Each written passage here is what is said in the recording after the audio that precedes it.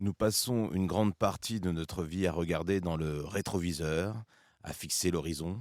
Nous revivons ce qui aurait dû être, nous imaginons ce qui pourrait arriver. Et pendant ce temps, la seule chose qui existe vraiment nous échappe. Il s'agit de l'instant présent. Aujourd'hui, dans cette chronique du mage, je vous propose de revenir vers ce seul endroit où la vie se déroule réellement, ici et maintenant.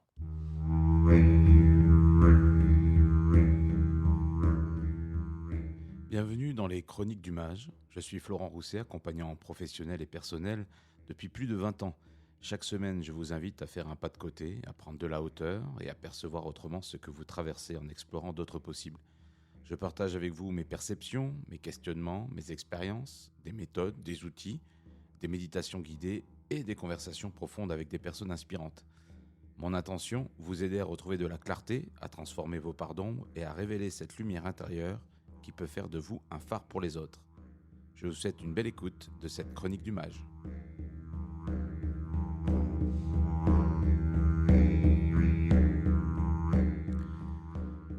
Donc, bienvenue dans cette chronique du mage. Alors aujourd'hui, ceux qui sont en audio, vous ne le sentez pas, vous allez peut-être entendre des petits bruits d'oiseaux, de vent, peut-être quelques véhicules qui passent au loin, car pour la première fois, j'ai exploré aujourd'hui d'enregistrer cette chronique à l'extérieur, voilà, sous un jour d'été, à la fraîcheur du matin. Et donc c'est fortement agréable. Et aussi la nouveauté de cette chronique, je vous explique un peu l'envers du décor, c'est que j'en profite aussi pour réaliser la première chronique vidéo que vous pourrez retrouver également sur YouTube. Vous pourrez voir mon visage, donc ça change aussi un petit peu la donne. Bon, je mets mon casque par habitude, par mes habitudes de radio. Peut-être que je l'enlèverai au cours de l'épisode ou par la suite.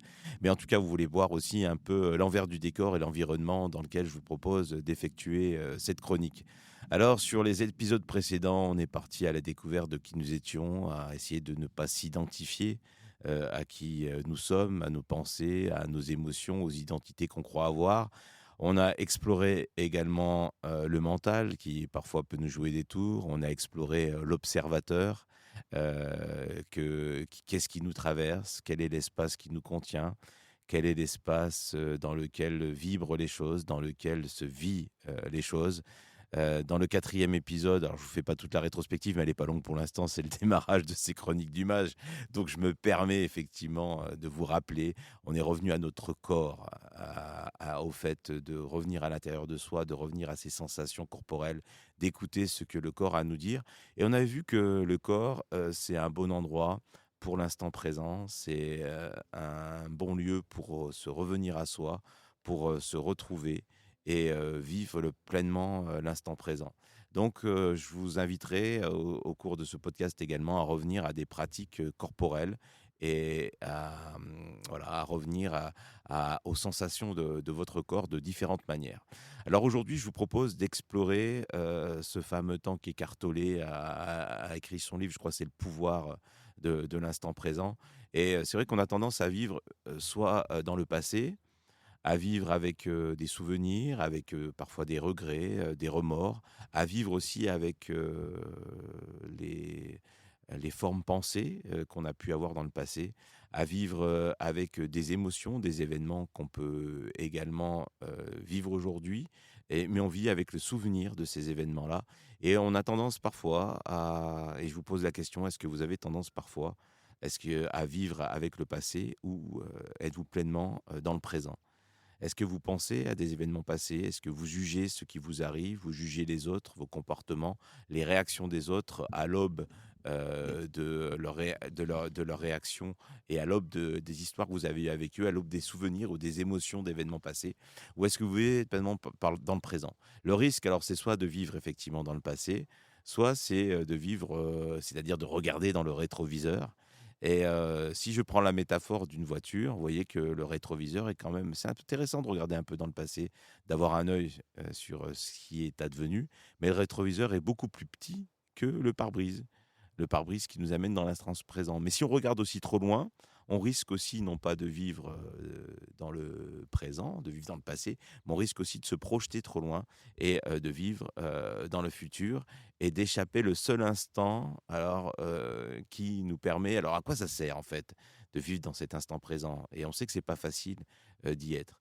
Mais ça nous sert à quoi? Quand on est dans cet instant présent-là, quand on est pleinement en train de vivre ce qu'on est en train de vivre, pleinement en train de goûter ce qu'on est en train de manger, pleinement en train de respirer l'air ambiant, les parfums qui nous entourent, quand on est pleinement dans la discussion avec une personne avec qui on converse, quand on peut être seul aussi en train de contempler un paysage et qu'on est pleinement présent, quand on est en train de faire une pratique, qu'elle soit méditative, qu'elle soit artistique, que ce soit de... En ce moment, je fais pas mal de bricolage pour restaurer ma maison ou des biens que je peux avoir pour les entretenir. Quand on est pleinement présent dans le geste technique aussi qu'on peut être en train de faire, on est totalement dans cet instant-là en train de faire ce qu'on est en train de faire et notre mental est focalisé sur la tâche que l'on est en train d'accomplir. Et du coup, il n'est pas en train de gambader, à penser à hier, à ce qui s'est passé, à la discussion qu'on a eue, à la difficulté de communication qu'on a pu avoir. Il y a un peu de vent, vous pouvez voir, voilà, les feuilles qui s'envolent, mais quelques notes. Et puis aux difficultés de communication qu'on a pu avoir ou aux choses qui nous perturbent, qui nous prennent de la bande passante, qui nous prennent de l'énergie. Et on n'est pas non plus en train de penser à qu'est-ce qu'on va faire à manger tout à l'heure, est-ce que j'ai lancé la lessive, comment je vais résoudre tel ou tel problème, comment je vais résoudre et revenir vers la personne avec qui j'ai des difficultés de communication, comment je vais trouver des clients, comment je vais parler à mes collaborateurs, comment je vais résoudre tel ou tel problème. Donc c'est intéressant de pouvoir cultiver des espaces, des parenthèses et dans lequel on est totalement investi dans le présent. Alors, les avantages, pour ensuite vous expliquer comment y arriver, ou quelles sont les pistes que je peux vous donner dans cette chronique du mage, est-ce que vous voyez déjà les avantages d'être dans l'instant présent? Je vais y arriver. Repensez à un moment dans lequel vous sentez totalement là, totalement présent.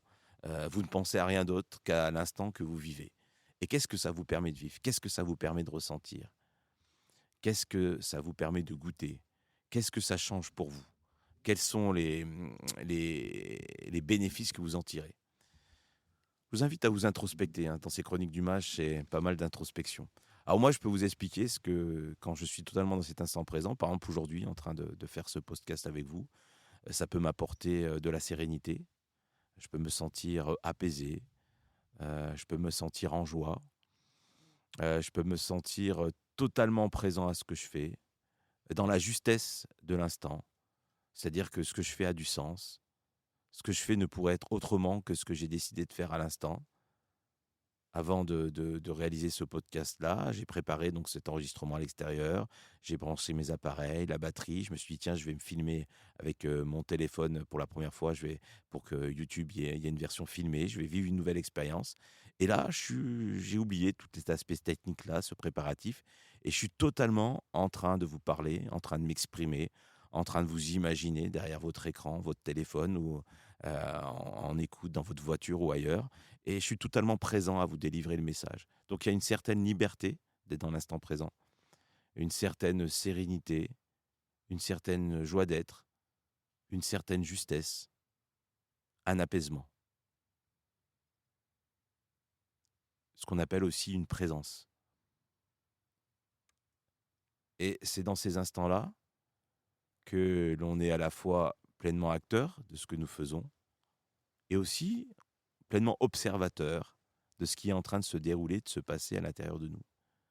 On peut se sentir relié au flux du vivant, au flux de l'instant, à la fois être acteur et observateur, appartenir, décider et vivre pleinement cet événement qu'on est en train de vivre. Et donc, pendant ce temps-là, où on est totalement présent, eh bien, on n'est pas en train de remémorer le passé, on n'est pas en train de vivre dans une situation passée, et on n'est pas en train d'anticiper le futur, d'imaginer ce qui pourrait advenir, les fameuses peurs qui ne vont pas arriver. 90% des peurs, je vous le rappelle, n'ont pas lieu d'être. Et donc, on va être dans cet espace où on va pouvoir goûter à cette tranquillité, à cette sérénité, à cette qualité de présence pour soi, mais également pour l'autre. Est-ce que vous avez déjà été dans une conversation avec quelqu'un et vous sentez la personne préoccupée, en train de penser à autre chose, peut-être même en train de faire autre chose? Elle a les yeux levés au ciel, ou elle regarde par la fenêtre, elle vous écoute à moitié et elle est en train d'imaginer ce qu'elle a à faire ce soir, le rendez-vous qu'elle a après, les courses qu'elle a à faire, le coup de téléphone qu'elle a à donner. Comment vous sentez-vous avec cette personne-là? Quelle est, selon vous, la qualité de la relation que vous avez? Quelle est la telle qualité d'écoute que vous avez avec cette personne? Eh ben, vous pouvez, quand vous remémorez un de ce type d'événement-là, que ce n'est pas forcément agréable et vous sentez pas forcément la personne totalement à votre écoute, totalement connectée à vous, totalement investie dans la relation. Alors posez-vous la question, vous, quel type de personne, d'interlocuteur, de confident, de collègue, de manager, peu importe, vous êtes lorsqu'une personne vient vous voir? Est-ce que vous arrivez totalement à faire abstraction de ce qui s'est passé avant, de ce qui vous trotte dans la tête, de ce qui vous préoccupe, et abstraction aussi des choses que vous avez à faire, de la to-do list de la journée, des choses que vous avez à gérer dans la journée, pour mettre entre parenthèses tout ça et créer un moment privilégié d'écoute, de présence, de connexion avec la personne avec qui vous êtes en train de partager cet instant. Donc là, on voit aussi un des avantages de cette présence et d'être dans l'instant présent, c'est d'offrir le plus beau cadeau qu'on peut offrir à autrui, c'est-à-dire son attention, son écoute, sa présence.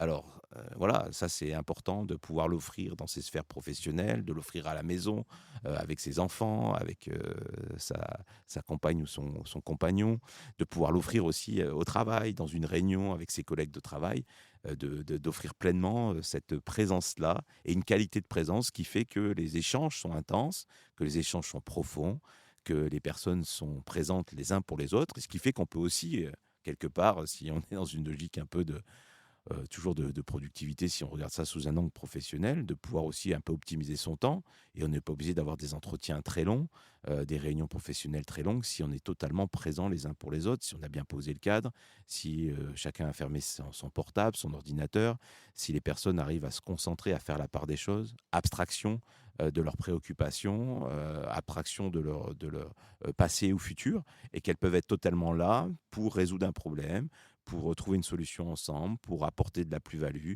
pour apporter des solutions, de la créativité, apporter un regard nouveau, contribuer avec des échanges. Et donc là, sans vouloir trop me disperser, mais c'est ce que j'essaye aussi de proposer quand je fais des accompagnements professionnels dans un coaching individuel, un coaching d'équipe, d'avoir une qualité de présence dans une séance de co-développement, d'avoir une qualité de présence, une qualité d'écoute. Il faut mieux avoir 15, 20 minutes, 30 minutes, 45 minutes de présence, de travail, d'écoute intense, et ensuite de faire une pause pour s'aérer, aérer ses neurones, pour échanger de manière informelle, pour regarder ses mails, pour passer le coup de fil qu'on a à passer, etc. Pour gérer ces problématiques du quotidien, mais être totalement investi l'un pour l'autre, plutôt que de faire des entretiens, des réunions, qui durent, des plombes, dans lequel on est à moitié présent, on est en train de regarder son téléphone, en train de regarder, ses messages et on est en train de penser à la réunion qui va suivre ou à l'entretien qui va suivre avec un client. Voilà, bon, j'ai pas pu m'empêcher de dériver sur cet aspect-là, on va dire professionnel, mais on peut le retrouver dans toutes les sphères de sa vie, cet instant présent. Et cet instant présent, c'est aussi quand on est, en collectivité, quand on est en groupe, quand on est, donc avec ses proches, avec ses amis ou avec, ses collègues ou ses clients dans un niveau professionnel. Mais c'est aussi quand on est seul avec soi-même. C'est-à-dire déjà quand vous êtes seul avec vous-même, est-ce que vous êtes présent à vous-même? Est-ce que vous êtes présent est-ce que vous vous apportez à vous-même une, grande qualité de présence?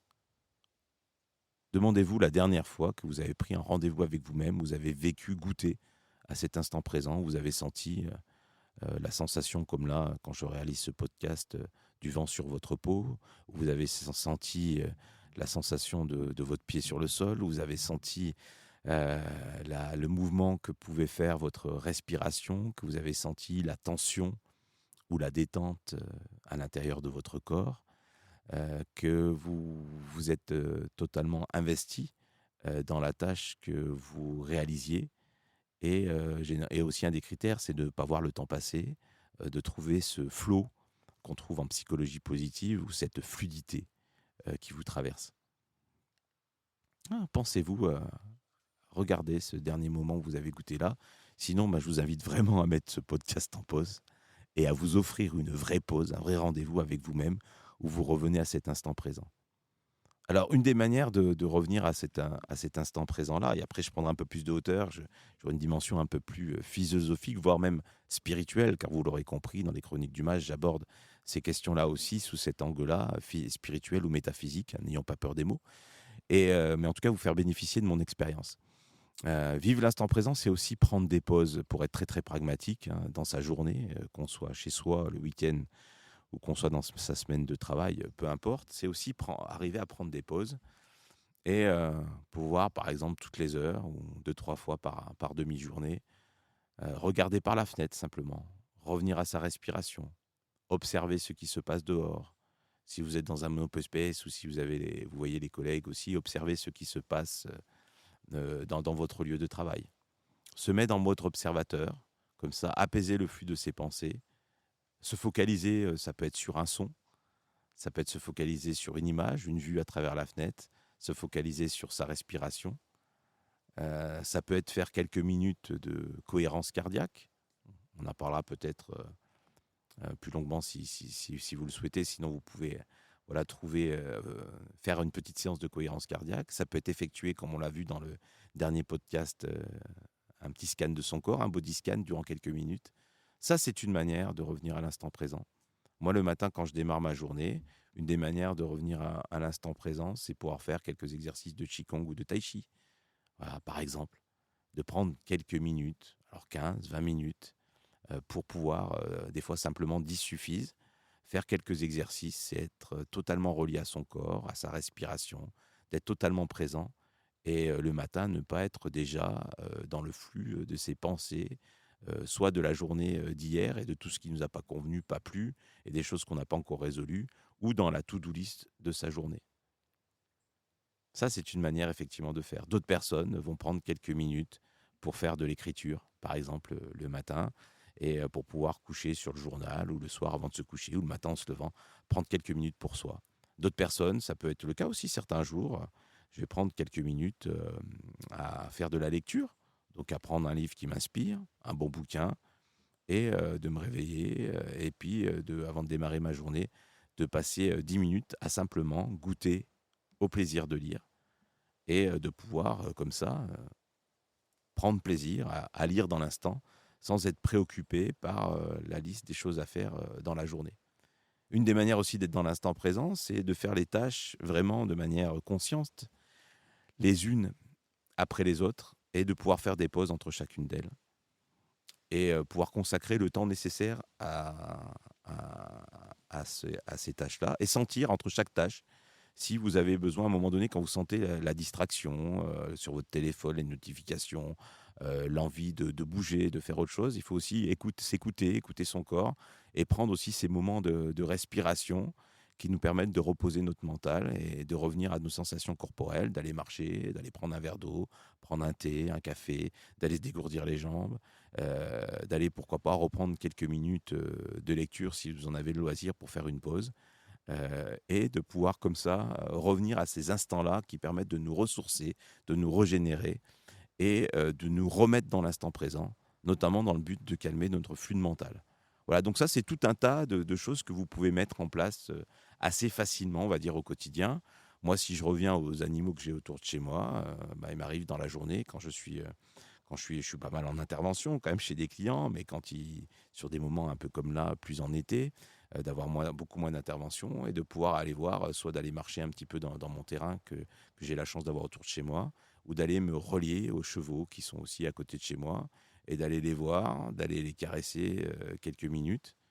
Ça me permet de revenir totalement au contact du vivant, de sentir leur souffle, leur respiration, le contact de leur crinière ou de leur peau, me remet totalement dans l'instant et élimine toutes les pensées que je pouvais avoir, toutes les préoccupations, toutes les choses qui peuvent tourner en boucle. On revient dans l'ici et maintenant. Et donc ça, c'est une bonne manière de faire. Alors vous n'êtes peut-être pas des chevaux chez vous, vous avez peut-être des plantes à vous occuper, à arroser, à enlever quelques feuilles, quelques pétales morts ou quelques feuilles mortes à nettoyer. Vous avez peut-être effectivement un chat que vous pouvez prendre sur vos genoux, à laquelle vous pouvez faire quelques caresses. Vous avez peut-être un beau paysage par la fenêtre et puis dans lequel vous pouvez prendre un thé et observer dans la rue ou dehors, autour de chez vous, aussi la chance d'avoir quelques arbres, quelques oiseaux qui viennent se nicher ou qui viennent gazouiller autour de chez vous. Et ben, tous ces temps-là sont des temps où on se relie à soi, on se relie au vivant, on se relie à ce qui nous entoure, on se relie à cet instant présent et on vit pleinement cet instant présent. Alors après, ça, c'est tout ce qu'on peut faire de manière, on va dire, assez simple, dans son quotidien, de manière assez évidente. Moi, je vais vous partager que ce qui a vraiment, m'a permis de vivre dans cet instant présent et de transformer, mon mental et de transformer mon esprit, c'est vieux comme la nuit des temps, c'est tout simplement, la méditation. Alors la méditation, je vous ai dit, à plusieurs reprises, ça peut paraître parfois, le faire de manière assez simple. C'est simplement de se poser, d'observer et de respirer et de laisser passer ses pensées sans s'y accrocher. C'est vraiment ce que je peux vous inviter à faire. Au début, c'est parfois quelques minutes ou même parfois quelques secondes et on ne peut pas s'empêcher de penser, c'est normal de ne pas pouvoir s'empêcher de penser. Mais on peut laisser passer ces pensées, comme on dit souvent dans les méditations, comme des nuages, les laisser nous traverser et revenir à ces sensations corporelles, revenir à sa respiration, revenir à quelque chose qu'on observe à l'extérieur. Par exemple, vous pouvez mettre une plante devant vous, à observer un arbre, à observer des animaux, à observer une image, à observer une bougie que vous pouvez mettre si vous êtes à l'intérieur, en appartement ou si c'est l'hiver, effectivement. Et tout ça sont des instants que vous pouvez prendre ces temps de pause-là, et c'est des vrais instants pour goûter l'instant présent. Et ces instants peuvent venir de plus en plus longs, de quelques secondes, c'est quelques minutes, quelques dizaines de minutes, peuvent venir aussi de plus en plus fréquents, instaurés dans votre quotidien. Ça, c'est la méditation, voilà, qu'on peut faire de manière assez simple. Et puis, il y a aussi des méditations qu'on peut faire aussi, cette concentration-là, ou cette présence-là, on peut la retrouver en marchant. Je sais que voilà, on peut faire de la marche méditative, où on ne parle pas, où on est en contact et on est connecté à sa voûte plantaire ou déroulé de son pied. On est connecté à son mouvement, à la lenteur du mouvement, marcher lentement, par exemple en forêt. Ça, c'est une bonne pratique aussi. Et on la retrouve aussi, cette pratique, je vous en parle assez régulièrement, dans les arts martiaux. Dans les arts martiaux que je pratique, le Daitoryu, euh, il y a une pratique de cet art martial-là qui est l'art de la marche. Et on apprend à descendre le poids de son corps, on apprend à dérouler chaque mouvement, lever le pied doucement, le proposer, l'avancer, de sentir la voûte, d'abord par le talon et ensuite de dérouler l'ensemble de la voûte plantaire jusqu'à arriver à ses orteils. Et donc, et on apprend à le faire avec de l'énergie dans le haut de son corps et ensuite le descendre dans son hara, dans le bas de son corps. Et donc, c'est tout un travail. Et ça, c'est des séances qu'on pratique dans le dojo à Osaka, et qui sont assez phénoménales, où on se sent, c'est vraiment un moment de méditation. Et on retrouve l'art de se déplacer en présence. Donc, sans aller dans ces extrêmes-là, mais je vous en parlerai peut-être plus longuement de cette approche martiale de la marche, c'est une manière aussi de goûter totalement à cet instant présent, de se sentir totalement vibrant, vivant, sans être projeté dans le futur et dans les angoisses du futur de ce qui pourrait advenir, et sans être non plus soumis au passé, au diktat du passé, et en regardant son rétroviseur. Voilà donc ce que je vous proposais sur la notion de vivre l'instant présent. Donc, dans les pratiques, alors je peux récapituler un petit peu, mais prendre des temps de pause, regarder, observer, respirer consciemment pendant quelques minutes, sortir son corps en marchant, manger sans écran, ça semble tout bête, mais qu'est-ce que c'est important? Être pleinement présent à ce que je goûte, prendre le temps de mâcher, goûter à la sensation de chacune des saveurs que je peux avoir, sentir les aliments se disséquer et puis s'ingérer et se digérer en moi. En plus, c'est bon pour la santé et le sentiment de satiété. Écouter réellement une personne, ça semble essentiel. Observer une émotion avant de vouloir la modifier, être à l'écoute de son émotion. On en parlera un peu plus quand on parlera peut-être, je pense, prochainement, ou sans doute même peut-être dans le prochain podcast, de la dimension émotionnelle. Voilà, et le présent, c'est vraiment faire un retour sur soi. Et dans toutes les traditions, eh bien, spirituelles notamment, la paix et la sérénité se retrouvent dans cet instant présent-là. Et et j'aimerais aller plus loin, mais je regarde aussi cette horloge qui tourne. Et vous allez me dire, mais tiens, si tu regardes l'horloge qui tourne, tu es pas forcément dans cet instant présent, dans cet instant présent qui pourrait durer une éternité. C'est ça aussi l'instant présent, c'est se sentir dans cet instant qui pourrait une éternité, dans ce flow. Mais j'ai quand même cette préoccupation que ces chroniques soient audibles et que je sois dans un temps très conventionnel. Donc, je vais juste amorcer quelque chose. En fait, peut-être en guide un peu d'éveil, de conclusion, d'ouverture. Et je pense que ça remériterait de faire un podcast. Là, c'est un peu un podcast introductif sur le sujet. Mais la petite ouverture quand même sur le passé, c'est terminé. Le futur n'existe pas encore.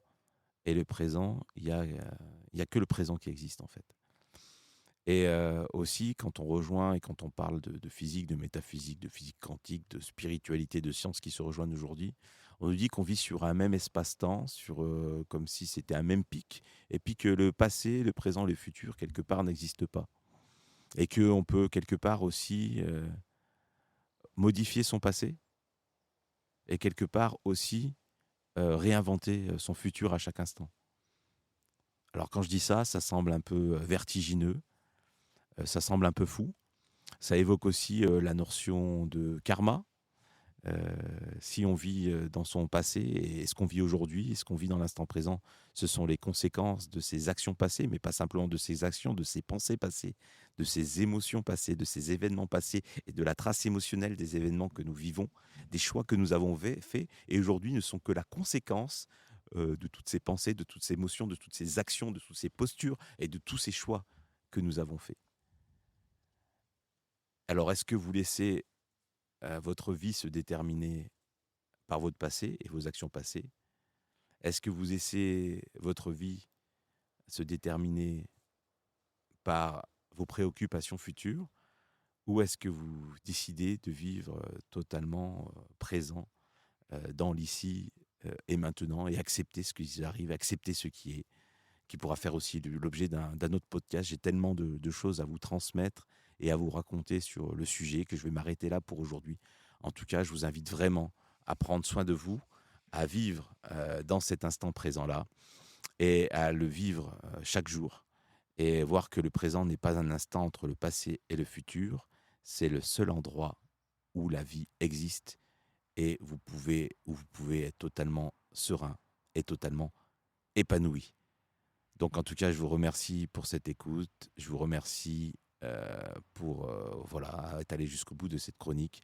Je vous rappelle que vos avis sont importants, que n'hésitez pas à commenter, à échanger, à me retrouver sur les réseaux sociaux. Je crois que je le dis dans la conclusion du podcast, mais j'échange pas mal, notamment sur Instagram, sur Facebook, pour ceux qui veulent avoir une dimension un peu plus professionnelle et qui sont plus sur LinkedIn. Vous pouvez également me retrouver à cet endroit-là. Et puis n'hésitez pas à commenter, à m'envoyer et à me retrouver sur mon site ou à s'abonner aussi à la missive du mage chaque semaine. Là, au moment où j'enregistre ce podcast, juste après, je vais préparer la newsletter et envoyer l'invitation à écouter ce podcast avec quelques réflexions supplémentaires, complémentaires. Le but étant de vous accompagner sur tous ces sujets existentiels d'introspection pour vivre une vie plus épanouie, plus heureuse. Voilà, donc je vous remercie encore une fois pour cette écoute. Et je vous dis à la prochaine chronique du mage.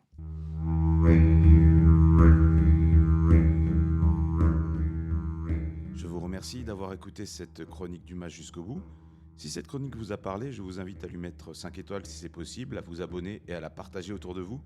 Pour retrouver mes accompagnements et vous abonner à la missive du mage, ma newsletter, rendez-vous sur florentrousset.com. Vous pouvez aussi me rejoindre sur Instagram et LinkedIn avec mon nom, Florent Rousset. Écrivez-moi, je y réponds à tous vos messages. Vos questions et vos partages nourriront les prochaines chroniques du mage. Je vous dis à bientôt.